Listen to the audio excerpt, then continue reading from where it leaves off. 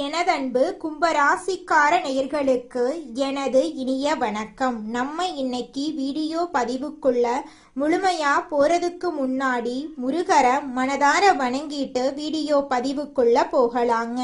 ஓம் முருகா போற்றி, ஓம் முருகா போற்றி, ஓம் முருகா போற்றி. நல்லதே நடக்கும், நல்லது மட்டும்தான் நடக்கும்.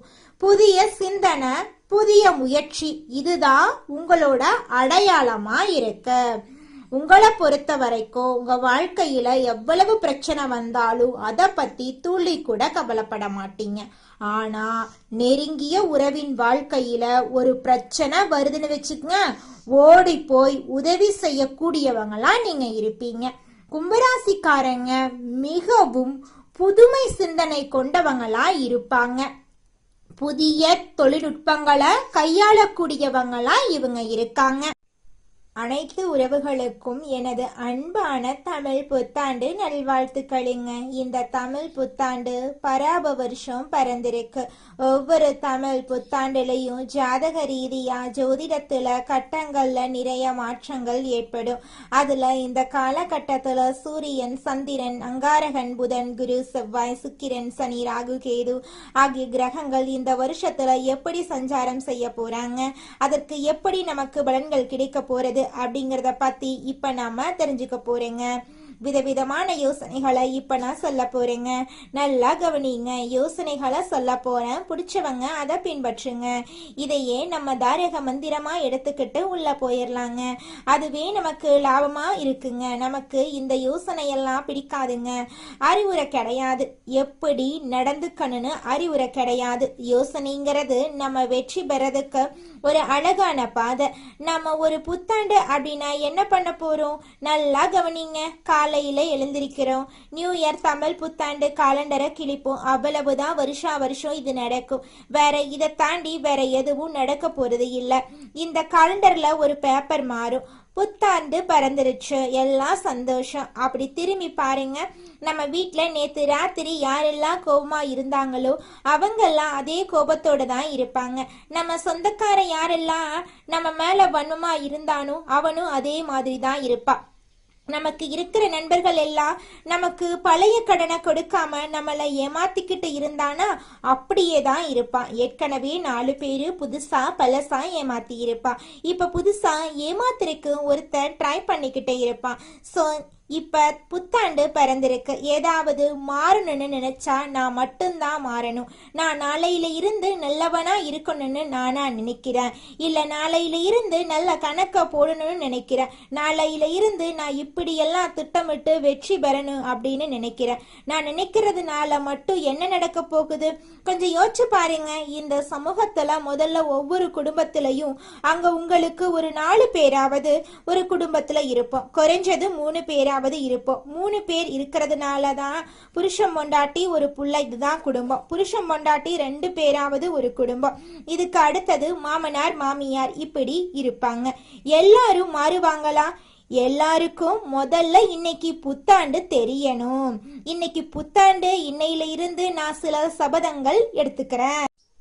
யார் மனசையும் நோகடிக்காம வாழணும்னு நினைக்கிறேன். அதுக்குன்னு எல்லாத்தையும் ஏத்துக்கணும்னு அவசியம் கிடையாது. பிடிக்கலனா ஒதுங்கி இருப்போம். அதுக்கு நம்ம வார்த்தைகளால யாரையும் சுட வேண்டிய அவசியம் கிடையாது. இத நான் மட்டும் மாறி என்ன பலன்? எதிர உள்ளவனும் மாறணும். நாம் எதிர உள்ளவன் செய்யற தப்ப செஞ்சுக்கிட்டே இருப்பான். ஆனா நான் மட்டும் அவனை மன்னிச்சு கொண்டே இருக்க வேண்டும். அப்படின்னா ஒரு நாளும் நமக்கு அந்த புத்தாண்டு புதுசா தெரிய போறது இல்லை. அப்ப புத்தாண்டு அப்படிங்கிறது நம்ம குடும்பத்துல இருக்கக்கூடிய ஒவ்வொருத்தவங்களும் நம்ம கிட்ட இருக்கிற குறைகளை குறைஞ்சபட்சம் நீக்கிறதுக்கு முயற்சி பண்ணணும். குறைஞ்சபட்சம் நீக்கிறதுக்கு சில நிறைகளை நாம அதிகபட்சம் எடுத்துக்கொள்றதுக்கு முயற்சி பண்ணணும்.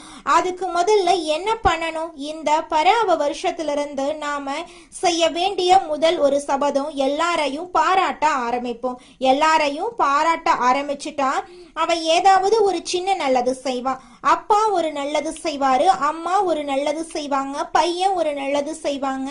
இப்ப தன்னுடைய மாமனார் மாமியார் ஒரு நல்லது செய்வாங்க, மருமகன் மருமகள் தாத்தா பாட்டி எல்லா உறவுகளும் நண்பர்கள் நம்மளுடைய முதலாளி நம்மளுடைய தொழிலாளி ஏதோ ஒரு நல்லது செய்வாங்க. அவங்கள அதை பார்த்து பாராட்ட ஆரம்பிப்போம். பாராட்டக்கூடிய மனம் அப்படிங்கிறது வருகிறதோ மகிழ்ச்சி தானா வந்துடும். மகிழ்ச்சி தானா வரும் பொழுது இந்த புத்தாண்டு சிறக்க ஆரம்பிக்குங்க. புத்தாண்டுடைய பிறப்பே மகிழ்ச்சியுடைய நிலைத்தன்மையில தாங்க இருக்கு. உங்க வாழ்க்கையில நல்லதெல்லாம் இந்த புத்தாண்டிலிருந்து அடுக்கடுக்காக நடக்க போகுதுங்க. அப்ப இன்னையிலிருந்து நம்ம என்ன பண்ண போறோம்? உலகம் முதல்ல மாறும். அப்படின்னா தான் முழு புத்தாண்டையும் நம்மளால அனுபவிக்க முடியும். நான் மட்டும் மாறிட்டு புத்தாண்டை முழுசா அனுபவிக்க முடியாது. ஆனா நம்ம ஒரு ராசியில பிறந்திருக்கோம். இந்த ராசியில இந்த கிரகங்கள் எல்லாம் இப்படி இருக்கும்போது நாம சில விஷயங்களை ஃபாலோ பண்ணிட்டோம்னா ஓரளவுக்கு மற்றவங்களோட நாம மிங்கிள் ஆக முடியும். அப்ப மிங்கிள் ஆகிறதுனால இந்த வருஷத்தை கடக்க முடியும். வரக்கூடிய பிரச்சனைகளை கடக்க முடியும். அப்ப பிரச்சனைகளை எப்படி கடக்கிறது அப்படிங்கிறத விட பிரச்சனைகளை தடுத்து அதை கடப்போம் அப்படிங்கிற உயர்ந்த எண்ணத்தோட இப்ப நாம வாழ்க்கையில நடக்கக்கூடிய ஒவ்வொரு பிரச்சனைகளுக்கும் தீர்வுகளை கண்டுபிடிச்சு முயற்சி பண்ணா நிச்சயமா நம்மளால வாழ்க்கையில கூடிய விரைவில் வெற்றி அடைய முடியுங்க. நம்ம ரொம்பவும் அமைதியா இருக்கிறோம் அப்படின்னா நமக்கு ஒன்றும் தெரியாதுங்கிற அர்த்தம் கிடையாது. அமைதியா இருக்கிறதுனால இவங்கனால எதுவுமே பண்ண முடியாது அப்படிங்கிற அர்த்தமும் இல்லை. அமைதியா இருக்கிறதுனால இவங்க வாழ்க்கையில முன்னேறவே மாட்டாங்கிற அர்த்தம் இல்லை. அமைதியா இருக்கிறது எல்லாரையும் ரொம்ப கவனிக்கிறோன்னு அர்த்தம். இந்த அமைதி ஒண்ணுதான் கும்பத்துடைய பெரிய பலமா இருக்கு. யார் என்ன ஆடினாலும் நம்ம அமைதியா இருக்கிற மாதிரி ஆண்டவன் நம்மள செட் பண்ணி வச்சிருப்பான். கும்பத்தை எப்படி தெரியுமா ஆண்டவன் செட் பண்ணி வச்சிருக்கான்? தஞ்சாவூர் தலையாட்டி பொம்மை மாதிரியும் இந்த பிள்ளைங்க எல்லாம் திருவிழாவில் ரொம்ப தேடி பிடிச்சு கீ கொடுக்கறதுக்கு ஒரு பொம்மை வாங்குவாங்க. கீ கொடுத்தா தான் அந்த பொம்மை என்ன பண்ணும்? அது ஆடும். டக்கு டக்கு டக்குன்னு அது மாதிரி தான் கும்பத்தை எல்லோருமே பயன்படுத்துறாங்க. அவங்க கீ கொடுத்தா கும்பம் ஆடணும், அவங்க ஆட்டுனா அந்த தலை ஆடணும். இப்படித்தான் கும்பத்துடைய நிலை. இது இந்த வருஷத்துல மாறுமா? இது எங்களுக்கேதான். எங்களை தெரியுமா அம்மா? எங்களுக்கு பிடிக்காதோ பிடிக்கலையோ நாங்க தலையாட்டிக்கிட்டே இருக்கோம். எங்களுக்கு பிடிக்குதோ பிடிக்கலையோ அந்த வேலையை பிடிச்ச மாதிரி செஞ்சுக்கிட்டு இருக்கோம். இதுதான் எங்களுக்கே தெரியுமே. மாறுமானு வேற ஒரு கொஸ்டின் போட்டு நிப்பாட்டுறீங்களே அம்மா அப்படின்னு நீங்க இப்ப கேக்குறது எனக்கு தெரியுது. கண்டிப்பா இந்த வருஷம் உங்க வாழ்க்கையில மாற்றம் வந்தே தீருங்க. அதுல துளி கூட மாற்றமே கிடையாதுங்க. பல இடங்கள்ல பாத்தீங்கன்னா கும்பராசிக்காரங்களை தவறாக, அதாவது பாத்தீங்கன்னா உன்னாலதான் இது நல்லாவே நடக்கல, நீதான் காரணம், நீ நல்லா இருந்தா இந்த உலகமே நல்லா இருக்கணும் அப்படின்னு சொல்லுவாங்க. கும்பராசிக்காரங்க சில பேர் சொல்றத நான் கேட்டிருக்கேன். நான் ஸ்கூல் முடிச்சிட்டேன், நான் காலேஜ் முடிச்சிட்டேன். ஆனால் நான் ஸ்கூல் படிக்கும்போது சரி, நான் காலேஜ் படிக்கும்போது சரி, அங்கே இருக்கக்கூடிய ஆசிரியர் என்னை பார்த்து தான் கம்ப்ளைண்ட் ரைஸ் பண்ணுவார். மற்ற யாரை பார்த்தும் திட்டுறதை விட என்னை பார்த்து திட்டுறது தான் அதிகமாக இருக்கும். எனக்கு வயசு இப்போ 70 ஆகுதுங்க. இப்போவும் என்னோட குழந்தைங்கள்ருந்து பேர குழந்தைங்க வரைக்கும் எல்லாரும் என்னை தான் திட்டிகிட்டே இருக்காங்க. ஏன் என் வாழ்க்கை இப்படியே போயிட்டுருக்கு அப்படின்னு நீங்கள் கவலைப்படுறது எனக்கு தெரியுதுங்க. உங்களுடைய கவலைகள் எல்லாமே இந்த புத்தாண்டில் இருந்து காணல் நீராக கரைஞ்சு போக போகுதுங்க. உங்களுடைய ஆசைகள் கனவுகள் எல்லாமே நிறைவேற போகுதுங்க. கும்பராசிக்காரர்களே, உங்க வாழ்க்கையில நிச்சயமா உங்களுடைய விருப்பங்கள் இந்த வருஷத்துல அதிகமா நிறைவேறுங்க. என் கும்பராசிக்கார பிள்ளைங்களே, நீங்க துர்க்கையம்மனை பிடிச்சுக்கங்க. துர்கா பரமேஸ்வரி கார்த்தியாயனாய வித்மகே கன்யாகுமரி தீமகி தன்னோ துர்கி பிரஜோதிகா இந்த மந்திரத்தை தொடர்ந்து சொல்லுங்க. கும்பராசிக்காரங்களுக்கு மகிழ்ச்சி தேடி வரப்போகுது. மகிழ்ச்சி கிடைக்க போகுங்கிறத விட நீங்க மகிழ்ச்சிய பிடிக்க போறீங்க. சிறப்பான சூழ்நிலையில நீங்க வாழ போறீங்க. உங்க வாழ்க்கையில இது நாள் வரைக்கும் இருந்த அனைத்து பிரச்சனைகளுக்கும் படிப்படியா தீர்வு கிடைக்க போகுது. உங்க வாழ்க்கையில இனி வரக்கூடிய கால காலங்கள்ல கவலை கண்ணீர் அப்படிங்கிற பேச்சுக்கெல்லாம் துளி கூட இடம் கிடையாது. உங்களுடைய எண்ணம் போல உங்க வாழ்க்கையில நல்லது மட்டும்தாங்க நடக்கும். கெட்டதென்ற பேச்சுக்கெல்லாம் துளி கூட இடம் கிடையாதுங்க. ராசி மண்டலத்துல 11வதா இருக்கக்கூடிய ராசி நம்மளோட கும்பம் ராசி.